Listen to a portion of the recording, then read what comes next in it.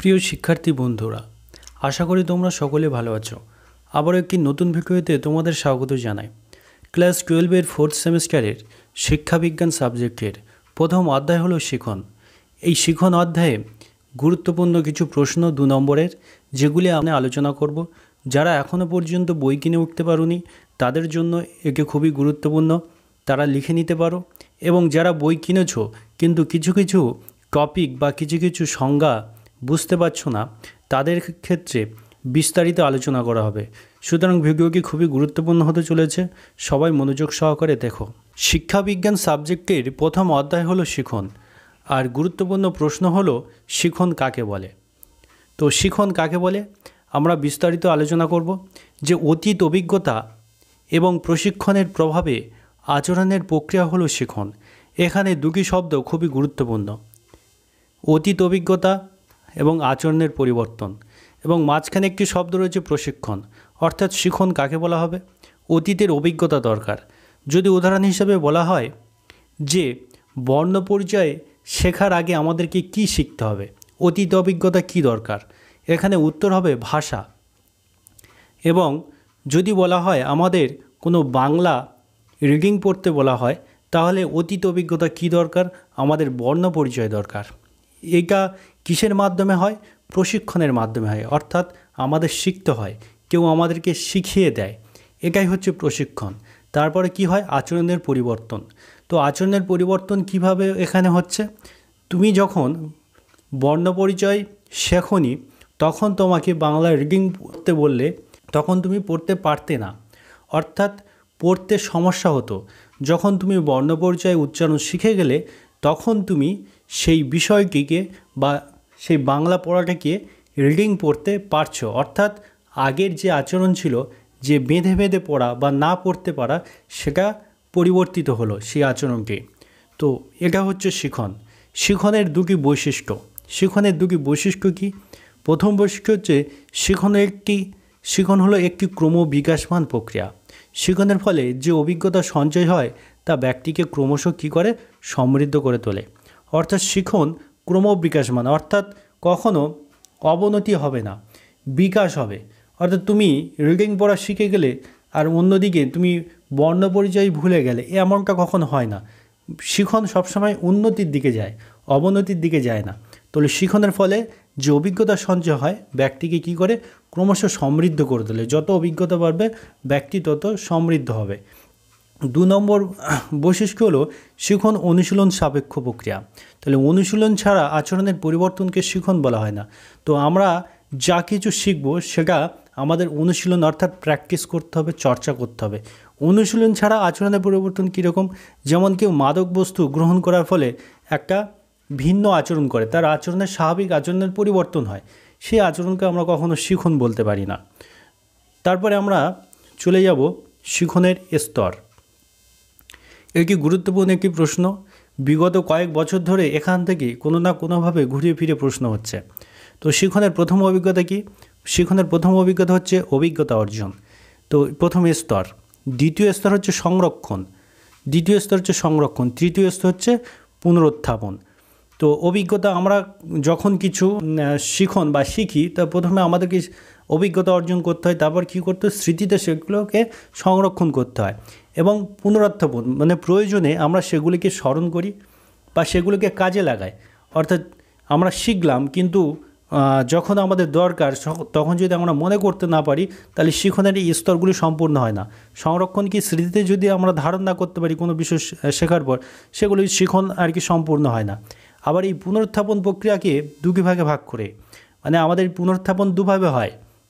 এক হচ্ছে পুনরুদ্বেগ, দুই হচ্ছে প্রত্যাবিজ্ঞা। পুনরুদ্বেগ কীভাবে হয়?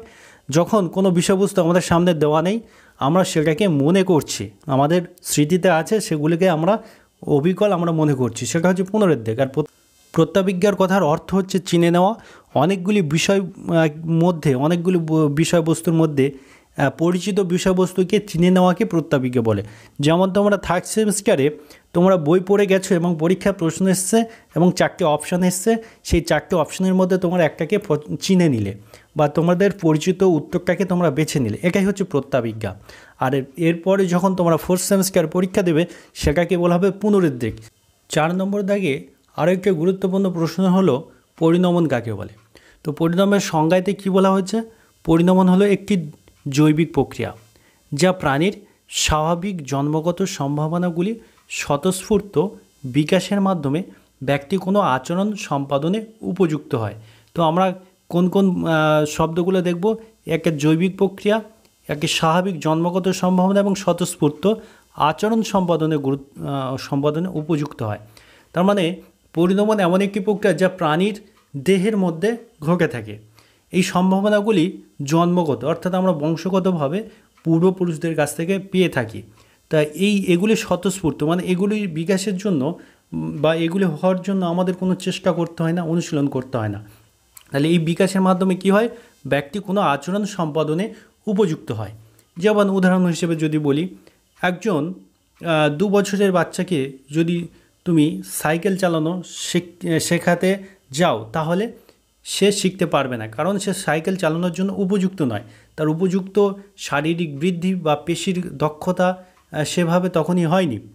সেভাবে যদি শিক্ষাক্ষেত্রে উদাহরণ দেওয়া যায়, তাহলে একজন 5-6 বছরের শিশুকে বা একজন 5-6 বছরের ছাত্রছাত্রীদেরকে কখনো এই উচ্চ মাধ্যমিক স্তরের সিলেবাস বা বিষয়গুলি তাদেরকে পড়ানো যাবে না। পরিণমন হচ্ছে সহজ ভাষায় বলতে গেলে কোনো কর্ম সম্পাদনে উপযুক্ত হওয়া। এটি একটি জন্মগত জৈবিক প্রক্রিয়া এবং স্বাভাবিক প্রক্রিয়া। এগুলির জন্য আমাদের কোনো চেষ্টা করতে হয় না, একটি স্বতঃস্ফূর্ত প্রক্রিয়া। তবে পরিণমন আর বৃদ্ধির মধ্যে গুলিয়ে ফেললে চলবে না। পরিণমন বৃদ্ধি বিকাশের সাথে সাথে কোনো কাজ কর্ম সম্পাদনে দক্ষ হওয়াকে বলা হয় পরিণমন। আর অন্যদিকে বৃদ্ধি মানে শুধুমাত্র আকার আকৃতিগত পরিবর্তনকে বোঝায়। অনেক সময় দেখা যায় যে কোনো ব্যক্তির বৃদ্ধি হয়েছে, কিন্তু শারীরিক কর্মদক্ষতা যদি বিকাশ না হয়, তাহলে আমরা তাকে পরিণমন হয়েছে বলে ধরে নিতে পারি না। তো পরিণমনের কয়েকটি বৈশিষ্ট্য হলো, পরিণমনের 1 নম্বর বৈশিষ্ট্য হচ্ছে পরিণমন সহজাত, অর্থাৎ এগুলো আমরা বংশগতভাবে পাই। সর্বজনীন প্রক্রিয়া, অর্থাৎ একই শ্রেণীর প্রাণীর ক্ষেত্রে পরিণমন সবার ক্ষেত্রে সমানভাবে হয়। তাহলে সমাজজাতীয় প্রাণীর ক্ষেত্রে এই প্রক্রিয়া একইভাবে সম্পন্ন হয়। অর্থাৎ মানুষের ক্ষেত্রে একজন মানব শিশু প্রথমে সে উবুর হবে, তারপর হামাগুড়ি দেবে, বসতে শিখবে, তারপর দাঁড়াতে শিখবে। এই ধাপে ধাপে পরিণমনটা সম্পন্ন হয়। 2 নম্বর হচ্ছে পরিণমন অনুশীলন নিরপেক্ষ এবং চাহিদা নিরপেক্ষ, অর্থাৎ পরিণমনের জন্য আমাদের কোনো অনুশীলন করতে হয় না বা আমাদের চর্চা করতে হয় না, এবং এর জন্য আমাদের কোনো চাহিদারও দরকার হয় না যে আমাদের এইটা দরকার সেই জন্য আমাদের পরিণমন হবে, এরকম নয়। আমাদের শরীরে আপনা আপনি পরিণমনটা ঘটে থাকে। তো 6 নম্বরের প্রশ্ন কি বলেছে? 6 নম্বরের প্রশ্ন, শিখন ও পরিণমনের দুটি পার্থক্য। তো পরিণমন আর শিখনের কী পার্থক্য রয়েছে? যে শিখন একটি মানসিক প্রক্রিয়া, তাহলে শিখন আমরা আমাদের বুদ্ধিবৃত্তি এবং চিন্তা দিয়ে আমরা শিখনটা সম্পন্ন করে থাকি। অন্যদিকে পরিণমন হচ্ছে জৈবিক প্রক্রিয়া, মানে আমাদের দেহের মধ্যে ঘটে থাকে। তো শিখনের জন্য আমাদের অনুশীলন প্রয়োজন, বারবার চর্চা করার প্রয়োজন হয়। পরিণমন একটি স্বতঃস্ফূর্ত প্রক্রিয়া, এর জন্য কোনো অনুশীলনের প্রয়োজন হয় না। তারপরে আমরা পড়ব 7 নম্বরে গুরুত্বপূর্ণ প্রশ্ন, পুনরুদ্রেক ও প্রত্যাবিজ্ঞার মধ্যে পার্থক্য। আবার এই পুনরুদ্রেককে বলা হচ্ছে মনে করা, আবার প্রত্যাবিজ্ঞাকে বলা হচ্ছে চেনা।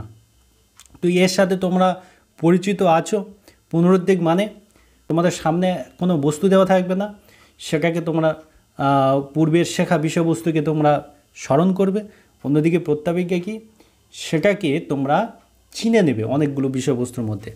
তো এদের মধ্যে পার্থক্য দেখো, অপেক্ষাকৃত জটিল মানসিক প্রক্রিয়া, অর্থাৎ মনে করতে গেলে আমাদের কোনো বিষয়বস্তু অপশান যদি না দেওয়া থাকে, মনে করতে গেলে একটু চাপ থাকে, সেটা প্রত্যাবিজ্ঞার থেকে একটু বেশি চাপ থাকে, তাহলে প্রত্যাবিজ্ঞাটা একটু সহজ মানসিক প্রক্রিয়া।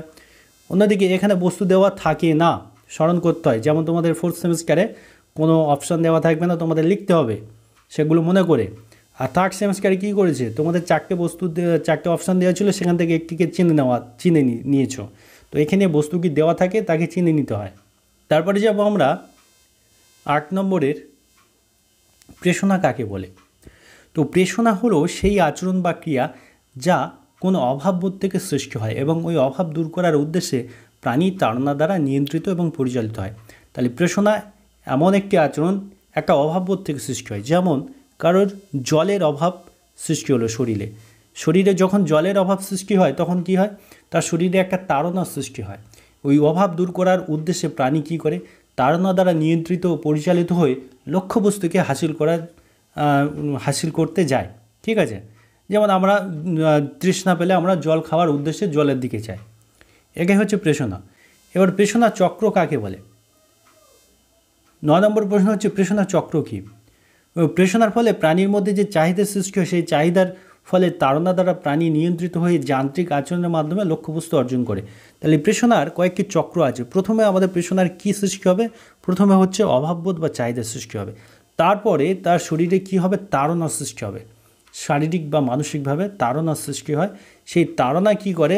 তাকে একটা যান্ত্রিক বা সহায়ক আচরণ সৃষ্টি করে, যার ফলে সেই লক্ষ্য বা উদ্দেশ্যকে হাসিল করতে যায়। তাহলে এই চক্রটিকে আমাদের মনে রাখতে হবে। প্রথমে কী আছে? অভাববোধ 1 নম্বর, 2 নম্বর হচ্ছে তাড়না, 3 হচ্ছে সহায়ক বা যান্ত্রিক আচরণ, আর 4 হচ্ছে লক্ষ্য বা উদ্দেশ্য। তো এটা হলো প্রেষণা চক্র। প্রেষণাকে কয়েকটি ভাগে ভাগ করা যায়, 3টি ভাগে ভাগ করা যায়। এক হচ্ছে জৈবিক প্রেষণা। জৈবিক প্রেষণা মানে দেহের মধ্যে যেটা সৃষ্টি হয়, যেমন ক্ষিধা, তৃষ্ণা ইত্যাদি। ব্যক্তিগত প্রেষণা যেমন আকাঙ্ক্ষা, যেমন আমি ছাত্রছাত্রীরা বেশি মার্কস পাওয়ার আশায় তারা পড়াশোনা করতে যায়, এটা হচ্ছে ব্যক্তিগত প্রেষণা। সামাজিক প্রেষণা কি? সমাজে নিজেকে প্রতিষ্ঠিত করা, সামাজিক সম্মান পাওয়ার জন্য সে সমাজে ভালো কাজকর্ম করা ইত্যাদি হচ্ছে সামাজিক প্রেষণার উদাহরণ। তারপর হচ্ছে স্মৃতি বা স্মরণক্রিয়া বলতে কী বোঝো? পুনরুদ্বেগের মতো অনেকটা, অর্থাৎ অধীত বিষয়বস্তুকে, এখানে হবে অধীত হয়ে গেছে, অধীত বিষয়বস্তুকে মনে রাখা এবং প্রয়োজন মতো তাকে অবিকল স্মরণ করাকে বলা হচ্ছে স্মৃতি। তাহলে স্মরণক্রিয়া একটি মানসিক প্রক্রিয়া, আমরা জানি এটা হচ্ছে আমাদের মানসিকভাবে আমাদের কাজ করতে হয়, এবং অধীত মানে শেখা বিষয়বস্তুগুলোকে আমাদেরকে মনে রাখতে হবে এবং প্রয়োজন মতো সেটাকে স্মরণ করাকে আমাদের স্মৃতি বলা হবে। স্মৃতির স্তরগুলি কী কী? পরের প্রশ্ন, স্মৃতি বা স্মরণক্রিয়ার স্তর কী? তবে একটা বিষয় খেয়াল করবে, স্মৃতির স্তর এবং শিখনের স্তরগুলো পুরো একই। ঠিক আছে, এখানে কোনো পার্থক্য নেই। স্মৃতির স্তর এবং শিখনের স্তর মানে একই বিষয়বস্তু। তো স্মৃতির স্তরগুলি কি? প্রথমে হচ্ছে শিখন বা জ্ঞান অর্জন। তা প্রথমে আমাদের শিখতে হবে বা জ্ঞান অর্জন করতে হবে, তারপর স্মৃতিতে কী করতে হবে? দ্বিতীয় স্তরে ধারণ করতে হবে, তারপর পুনরুত্থাপন। আবার পুনরুত্থাপনকে দুভাগে ভাগ করছে, মানে দুভাবে আমরা পুনরুত্থাপিত করতে পারি শেখা বিষয়বস্তু। এক হচ্ছে পুনরুদ্বেগের মাধ্যমে, অর্থাৎ কোনো বিষয়বস্তুকে কোনো কিছু সাহায্য ছাড়াই আমরা সরাসরি যখন স্মৃতিতে আমরা চেতন মনে আমরা আনতে পারি, তখন পুনরুদ্বেগ বলে। আর প্রত্যাবিজ্ঞা মানে আমাদের চোখের সামনে কোনো বিষয়বস্তু, অনেকগুলো বিষয়বস্তুর মধ্যে যখন চেনা বিষয়বস্তুকে আমরা চিনে নিতে পারি, ঠিক আছে, বা আগে প্রত্যক্ষ করা বিষয়বস্তুকে চিনে নিতে পারি, তাকে বলা হচ্ছে প্রত্যাবিজ্ঞা। দ্বিতীয় স্তর হচ্ছে সংরক্ষণ ধারণ বা সংরক্ষণ ধারণ। তাহলে কাকে বলে আমরা একটু জেনে নেব। উত্তর হচ্ছে সংরক্ষণ বা ধারণ হলে এমন এক প্রক্রিয়া যার দ্বারা শিখনজাত নানা প্রকার বিষয় বা অভিজ্ঞতা দীর্ঘস্থায়ী স্মৃতিতে পরিবর্তিত হয়। আমরা জানি স্মৃতি একটা ক্ষণস্থায়ী স্মৃতি হয় এবং দীর্ঘস্থায়ী স্মৃতি হয়। ক্ষণস্থায়ী মানে কয়েক সেকেন্ড বা কয়েক মিনিট যেটাকে মনে রাখতে পারি তারপর ভুলে যাই। দৈনন্দিন জীবনে আমরা বিভিন্ন কার্যকলাপ করি, সেগুলো আমরা সব মনে রাখি না, সেগুলো হচ্ছে কি? ক্ষণস্থায়ী স্মৃতি। এবং যে সমস্ত স্মৃতিগুলিকে আমরা দীর্ঘস্থায়ী স্মৃতিতে নিয়ে আসতে পারি বা আমাদের স্মৃতিতে রেখে দিতে পারি, সেগুলোকে কী বলা হয়? সংরক্ষণ বা ধারণ বলা হয়। এই সংরক্ষণ বা ধারণের শর্ত কী কী? অর্থাৎ আমরা তো অনেক সময় পড়াশোনা করি কিন্তু মনে থাকে না, কিন্তু কি শর্তগুলো পালন করলে আমাদের বিষয়বস্তুগুলোকে খুব ভালোভাবে মনে থাকবে, সেই কয়েকটা শর্ত, দুটি শর্ত আমি এখানে উল্লেখ করব। প্রথম শর্ত হচ্ছে উত্তম শিক্ষণ, মানে ভালো করে শেখা, যে কোনো বিষয়বস্তুকে আমাদের ভালোভাবে শেখা। তাহলে কোনো বিষয়ে ভালোভাবে অর্থবহ করে তুলে শিখলে তা ভালোভাবে স্মৃতিতে সংরক্ষিত হয়। তাহলে কোনো বিষয়বস্তুকে আমরা শেখার আগে যদি তার অর্থ বুঝে নিই, না বুঝে পড়ার থেকে যদি অর্থ বুঝে আমরা শিখি, তাহলে স্মৃতিতে সেটা দীর্ঘদিন সংরক্ষিত থাকে। 2 নম্বর কি? কোনো বিষয় ভালোভাবে স্মৃতিতে ধরে রাখতে গেলে গভীর মনোযোগের সঙ্গে শেখা প্রয়োজন। অর্থাৎ আমি এখানে একটা বিষয় শিখছি, অন্যদিকে মনোযোগ আছে, তাহলে আমাদের সেই বিষয়টা যেটা শিখছে সেটা বেশি দিন থাকবে না, কিছুদিন পর ভুলে যাব। তারপর হচ্ছে পুনরুদ্বেগ। তো পুনরুদ্বেগ কি একটু আগে আমরা আলোচনা করেছি। স্মৃতিতে সংরক্ষিত অভিজ্ঞতা চেতন মনে সঠিকভাবে পুনরুত্থাপিত করার প্রক্রিয়াকে পুনরুদ্বেগ বলে। প্রত্যাবিজ্ঞার কথাটির অর্থ হচ্ছে চিনে নেওয়া, এর আক্ষরিক অর্থ হচ্ছে চিনে নেওয়া, পূর্বে প্রত্যক্ষ করা অভিজ্ঞতা বা জ্ঞানকে বর্তমানে চিনে নেওয়ার প্রক্রিয়াকে বলা হয় প্রত্যাবিজ্ঞা। পূর্বে আমাদের কোনো শেখা বিষয়বস্তু বা দেখা বা শোনা বিষয়বস্তুকে বর্তমানে আমরা চিনে নিতে পারছি, দেখে চোখের সামনে দেখে আমরা চিনে নিতে পারছি, তাকে কী বলা হচ্ছে প্রত্যাবিজ্ঞা। 17 দাগের প্রশ্ন হচ্ছে বিস্মৃতি বা বিস্মরণ। তো এটা আমাদের দৈনন্দিন জীবনে প্রায়শই সবার ক্ষেত্রে হয়ে যায়। তো স্মৃতির অভাবকেই বিস্মৃতি বা বিস্মরণ বলে। অর্থাৎ কোনো বিষয়বস্তু শেখার পর প্রয়োজনে মনে করতে না পারাকে বিস্মৃতি বলে। কোনো বিষয়বস্তু শিখলাম এবং যখন প্রয়োজন পড়লো শেখা তখন আমরা মনে করতে পারছি না, তখন বলে হচ্ছে বিস্মৃতি বা ভুলে যাওয়া। এটা সাধারণ বিষয়, তোমরা সবাই জানো। এবার বিস্মরণের দুটি কারণ, এই বিষয়টা খুবই গুরুত্বপূর্ণ। বিস্মরণের দুটি কারণ কি? এক নম্বর হচ্ছে অনুশীলনের অভাব। কোনো বিষয়বস্তু শেখার পর যদি দীর্ঘদিন অনুশীলন বা চর্চা না করা, তাহলে বিষয়বস্তু আমরা ভুলে যাই, স্বাভাবিক বিষয়। আমার কোনো বিষয়বস্তু শিখলাম, তারপরে মনে হলো না আমি বলতে পারবো বা এটা আমার মনে আছে, কিন্তু 1 সপ্তাহ 2 সপ্তাহ গেল, আমরা সেটাকে চর্চা করলাম না, ফলে আমরা ধীরে ধীরে সেটাকেই ভুলে যাই বা বিস্মরণ ঘটে। 2 হচ্ছে পশ্চাদমুখী প্রতিরোধ। কোনো বিষয়বস্তু শেখার পর যদি অন্য একটি বিষয় শিখতে যায়, তাহলে বর্তমানে শেখা বিষয়টি পূর্বের শেখা বিষয়টিকে ভুলে দেয়। একে কী বলা হয়? পশ্চাদমুখী প্রতিরোধ। তাহলে পশ্চাদমুখী প্রতিরোধ বিস্মরণের অন্যতম কারণ। এখানে বানান একটু ঠিক করতে হবে। তো ধরে নাও তুমি একটা কবিতা, প্রথম কবিতা শিখলে, শেখার পরে তুমি দ্বিতীয় কবিতাকে শিখছো। তো এই দ্বিতীয় কবিতাটা যখন শিখছো, তখন এই প্রথম কবিতাটিকে ভুলিয়ে দেয়। এই দ্বিতীয় কবিতা এই প্রথম কবিতাটিকে ভুলিয়ে দিচ্ছে। তো এটাকে বলা হয় পশ্চাদমুখী প্রতিরোধ। এটা সবার ক্ষেত্রে হয়। আমরা কোনো বিষয়বস্তু শেখার পর আবার একটি নতুন বিষয় শিখছি, তো নতুন বিষয়বস্তুকেই আগের বিষয়বস্তুকে ভুলিয়ে দেয়। তো এটাকে কী বলা হয়? পশ্চাদমুখী প্রতিরোধ। তারপরে আমরা পড়ব মনোযোগ কাকে বলে।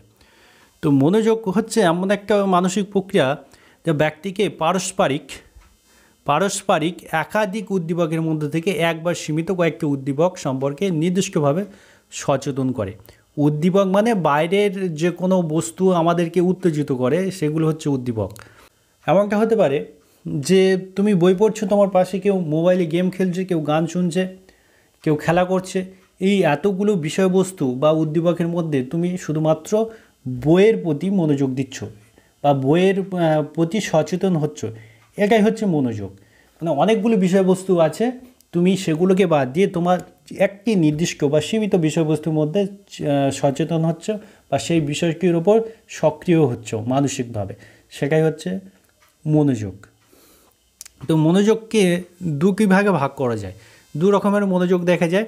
এক হচ্ছে ইচ্ছা প্রসূত মনোযোগ, আর দ্বিতীয় হচ্ছে ইচ্ছা নিরপেক্ষ মনোযোগ। তো ইচ্ছা প্রসূত মনোযোগ কি? যে মনোযোগের পিছনে ব্যক্তির ইচ্ছা ক্রিয়াশীল, মানে আমরা ইচ্ছাকৃতভাবে কোনো একটা বিষয়বস্তু শিখছি মনোযোগ সহকারে, সেটা হচ্ছে ইচ্ছাপ্রসূত মনোযোগ। আর যেমন পড়াশোনার প্রতি আগ্রহ থাকলে শিক্ষার্থী পড়াশোনার প্রতি কি মনোযোগী হয়।